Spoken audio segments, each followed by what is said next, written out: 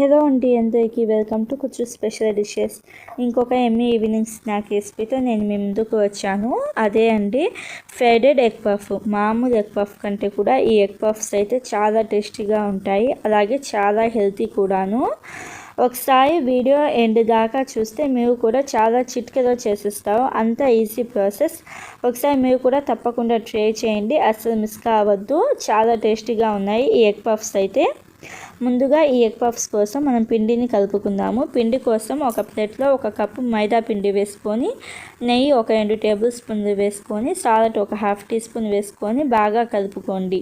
ఈ నెయ్యి అనేది పిండి అంతటికి బాగా కలిసేటట్టు బాగా కలుపుకొని నూనె 1 టీ స్పూన్ దాకా వేసుకోండి. నూనె వేడి చేయాల్సిన అవసరం లేదు, మామూలు నూనె 1 టీ స్పూన్ దాకా వేసుకొని ఈ నూనె కూడా పిండి అంతటికి బాగా కలిసేటట్టు బాగా కలుపుకొని నీళ్ళు కొంచెం కొంచెం వేసుకుంటూ పూరి పిండిలాగా కలుపుకోవాలి.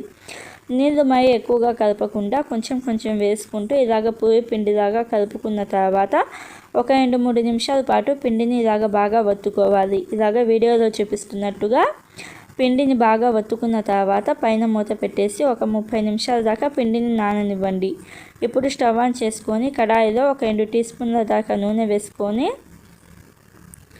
జీలకర్ర 1/2 టీ స్పూన్, ఆవాలు 1/2 టీ స్పూన్, అలాగే సన్నగా కట్ చేసుకున్న 4-5 పచ్చిమిర్చిని సన్నగా కట్ చేసుకుని వేసుకోండి. అలాగే 2 మీడియం సైజు ఉల్లిపాయలను సన్నగా కట్ చేసుకుని వేసుకోండి. ఉల్లిపాయలు ఎక్కువ ఉడకాల్సిన అవసరం లేదు, ఇలాగ కొంచెం పింక్ కలర్కి వస్తే సరిపోతుంది.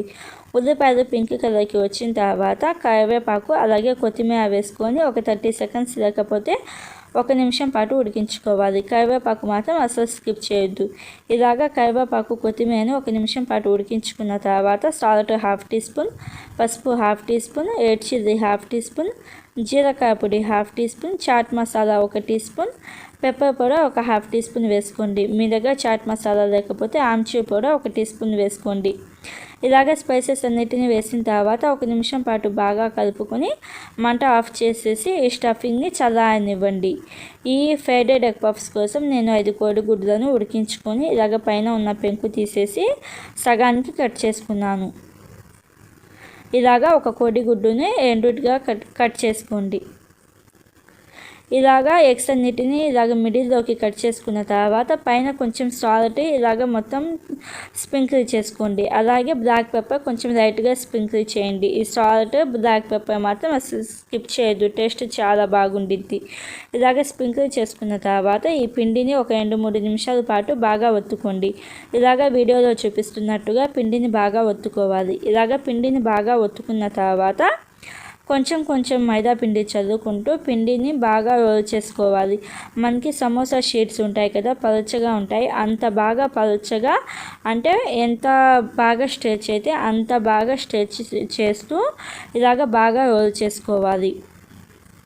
ఇలాగ బాగా రోల్ చేసుకున్న తర్వాత ముందుగా కొంచెం గోధుమ పిండి చల్లుకొని మొత్తం ఇలాగే స్ప్రెడ్ చేసేయండి. స్ప్రెడ్ చేసేసి నెయ్యి 1.5 టీ స్పూన్ దాకా వేసుకొని నెయ్యిని కూడా బాగా స్ప్రెడ్ చేసేసి పైన మళ్ళీ కొంచెం గోధుమ పిండి వేసుకొని ఇలాగే స్ప్రెడ్ చేసుకొని వీడియోలో చూపిస్తున్నట్టుగా ఫోల్డ్ చేసుకొని ఇలాగ చపాతీ కర్రతో బాగా రోల్ చేసుకోండి. బాగా రోల్ చేసుకొని సగానికి కట్ చేసుకొని 4 భాగాలుగా కట్ చేసుకోండి. ఈ షీట్స్ అనేవి మరీ చిన్నవిగా కాకుండా కొంచెం పెద్ద షీట్స్ లాగా చేసుకోండి. పెద్ద షీట్స్ లాగా చేసుకొని వీటిని రోల్ చేసుకోవాలి. రోల్ చేసుకునేటప్పుడు పొడవుగా అలాగే వెడల్పుగా రోల్ చేసుకోండి. పొడవు తగ్గకూడదు, అలాగే వెడల్పు తగ్గకుండా వీడియోలో చూపిస్తున్నట్టుగా బాగా రోల్ చేసుకొని ఫస్ట్ మనం రెడీ చేసుకున్న స్టఫింగ్ 1 టీ స్పూన్ వేసుకొని మనం రెడీ చేసుకున్న కోడిగుడ్డును కూడా ఎల్లో పార్ట్ అనేది స్టఫింగ్కి తగులుతూ ఇలాగ వీడియోలో చూపిస్తున్నట్టుగా వేసుకొని ఈ షీట్కి రౌండ్గా కొంచెం నీళ్ళు అనేది తడి చేసుకోండి. తడి చేసుకొని వీడియోలో చూపిస్తున్నట్టుగా ఫోల్డ్ చేసుకోవాలి. ఇలాగా ఫోల్డ్ చేసుకునేటప్పుడు మీకు షీట్ కొంచెం తగ్గింది అనిపిస్తే కొంచెం స్ట్రెచ్ చేయండి. అంటే షీట్ని కొంచెం లాగి అప్పుడు కొంచెం లైట్గా ఒత్తండి. ఒత్తిన తర్వాత రెండో వైపుకి మీరు షీట్ ఫోల్డ్ చేసేటప్పుడు రివర్స్ ఫోల్డ్ చేసుకోవాలి. ఇంకొకసారి చూపిస్తున్నాను చూడండి. ఇలాగ షీట్ అనేది రెడీ అయిపోయిన తర్వాత కొంచెం స్టఫింగ్ వేసుకొని ఎగ్ స్లైస్ వేసుకొని షీట్కి 4 వైపులా కొంచెం నీళ్ళని తడి చేసుకొని ఫస్ట్ ఇలాగా ఫోల్డ్ చేసుకోండి. ఫోల్డ్ చేసుకున్న తర్వాత ఒకవైపు షీట్ని తీసుకొని ఇలాగ ఫోల్డ్ చేసుకోవాలి. ఫోల్డ్ చేసిన తర్వాత లైట్గా ప్రెషర్ అప్లై చేయండి. ఇలాగ లైట్గా ప్రెషర్ అప్లై చేసిన తర్వాత రెండో వైపు ఫోల్డ్ చేసేటప్పుడు రివర్స్లో ఫోల్డ్ చేసుకోవాలి. ఇలాగ రివర్స్లో ఫోల్డ్ చేసుకొని అంచులకి కొంచెం లైట్గా ప్రెషర్ అప్లై చేయండి. ఇలాగ లైట్గా ప్రెషర్ అప్లై చేసిన తర్వాత వీటిని డీప్ ఫ్రై చేసుకోవాలి. డీప్ ఫ్రై చేసేటప్పుడు 1 కప్పు దాకా ఆయిల్ వేసుకొని ఆయిల్ కొంచెం హీట్ అయిన తర్వాత వేసుకొని వీటిని మంట మీడియం ఫ్లేమ్లో పెట్టేసి ఒక 2-3 నిమిషాల పాటు ఉడికించుకోండి. 2-3 నిమిషాల తర్వాత రెండో వైపుకి మార్చుకొని రెండో వైపు కూడా ఇంకొక 2-3 నిమిషాల పాటు వేయించుకోవాలి. మంట హై ఫ్లేమ్లో పెట్టకుండా మీడియం ఫ్లేమ్లో పెట్టేసి దోరగా వేయించుకోండి. ఇలాగా ఒక 4-5 నిమిషాల పాటు వేయించుకుంటే మనకి పైన గోల్డెన్ బ్రౌన్ కలర్కి వస్తుంది. ఇలాగా మంచి కలర్లోకి వచ్చిన తర్వాత తీసుకొని సర్వ్ చేసుకోవాలి. ట్రస్ట్ మీ గైస్, టేస్ట్ మాత్రం చాలా బాగుంది.